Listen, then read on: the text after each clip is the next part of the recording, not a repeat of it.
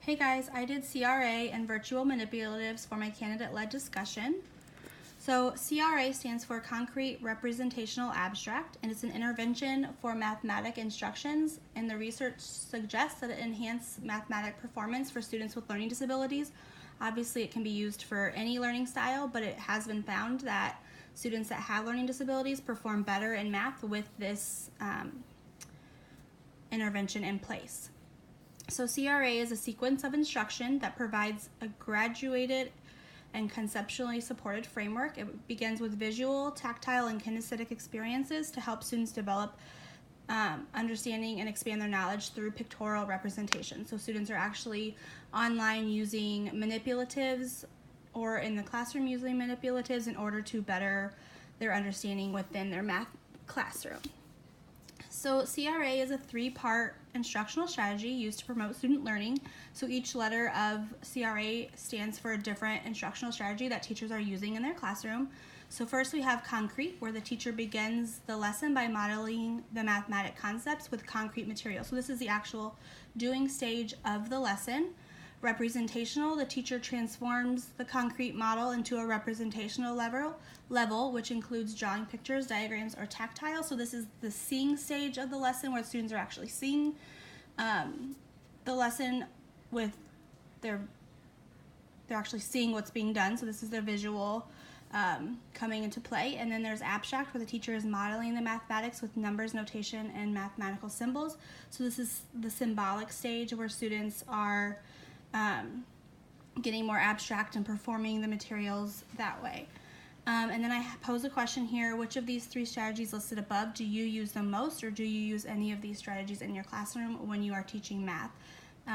If you don't teach math, do you use any of these models in what subject you teach?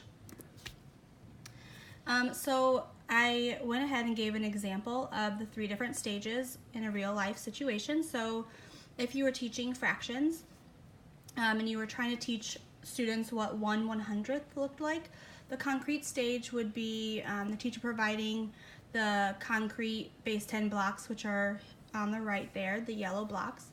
And they would show that the single cubes meant that they were 1 square, the rod would equal 10 squares, and the flat grid would equal 100. And they would kind of just show students and get them familiar with those different base 10 blocks.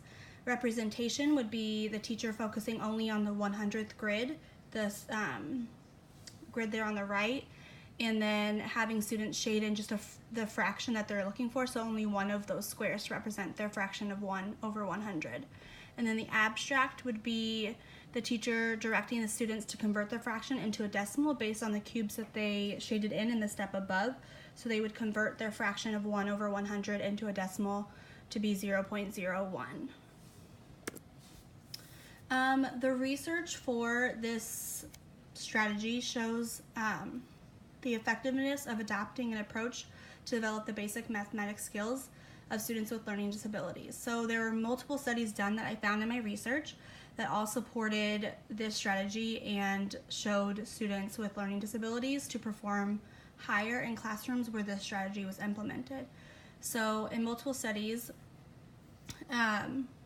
when they compared the concrete representational abstract strategy to practices with just representational abstract, it was found that both groups improved in terms of their understanding, but the CRA group had higher scores overall. And students under the CRA groups were able to demonstrate more sophisticated strategies and had better explanations of place value when learning fractions.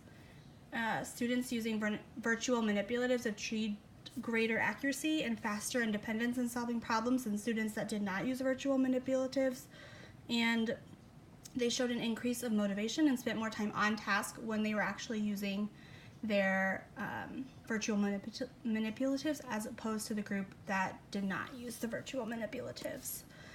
So here, this is going to be part of our activity that we do later, but I wanted to kind of talk through an example.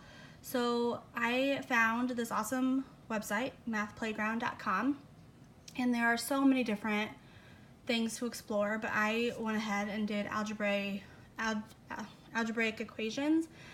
So the first step here over here on the left you are given a equation and you have to use these blocks here in the middle to balance out the equation.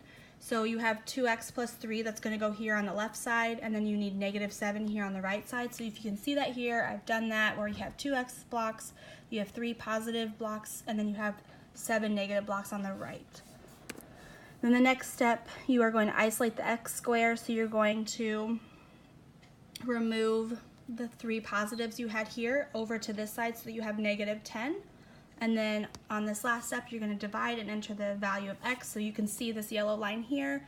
They're dividing so that you're isolating just a single x, so x equals 5. So that's just a visual method for the students. It takes them step by step, and it's a visual for students to see. You're dividing here. You have 2 x's you need to divide in half. So over here, you're going to divide these in half. So 1x equals 5 numbers total. Some different cautions to look for when teaching this method is to make sure that the manipulatives that you are using are appropriate for your students' developmental level. So if I was teaching 6th grade, but my students were learning at a 3rd grade level, obviously teaching them algebraic equations is not going to be appropriate for their level. They're going to need to use manipulatives that are at that grade level, despite the fact that other 6th graders are learning algebraic equations. So you need to make sure that what you are using for your classroom is appropriate for your students, and you're not just doing what your content is suggesting your students should be at. You need to use what level they're actually at. Otherwise, they're not going to make the gains that the research suggested. And then you need to make sure that each student, if you're using the virtual manipulatives, you need to make sure that each student has access to those manipulatives in order to practice and make sure that they understand how to use them. Don't just throw the manipulatives out at them and just tell them to do whatever task you have assigned them. They need to understand how to use those manipulatives. Otherwise, they're not going to be able to be successful on the task that you have provided. Some different questions to ask yourself, or for administrators to ask, I will ask you, I guess administrators is the next slide, but do you implement the CRA strategy into your lessons? If you teach math, this is especially important. Maybe you should look into it and consider using it within your classroom. It might be a good way for you to differentiate for your students. So if you don't use it, how can you adapt it into your teaching methods to fit this strategy?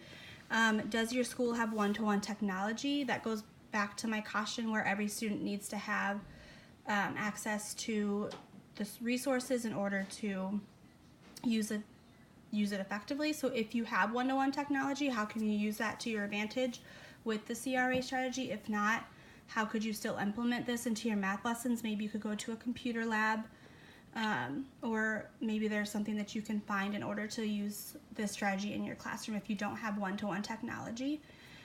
What are your thoughts and feelings on this strategy? Do you feel like this is something that could be successful within your classroom? Do you think this strategy would be well received by students, parents, and administration? And if not, what kind of feelings do you think that they would have towards it? What should administrators look for?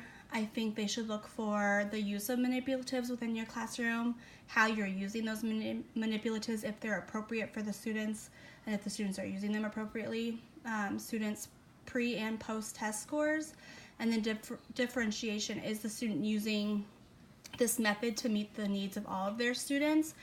Are they using it for the students just with learning disabilities, or are they using it for all students in order to differentiate and make sure that all students are meeting the standards? And then also the instruction using the CRA method. So are they using the concrete where they're showing it and they're doing it? Are they using the representational where the students are seeing it? Are they doing the abstract where they're using the symbols to actually learn using this method? And then here are my resources, and that's it.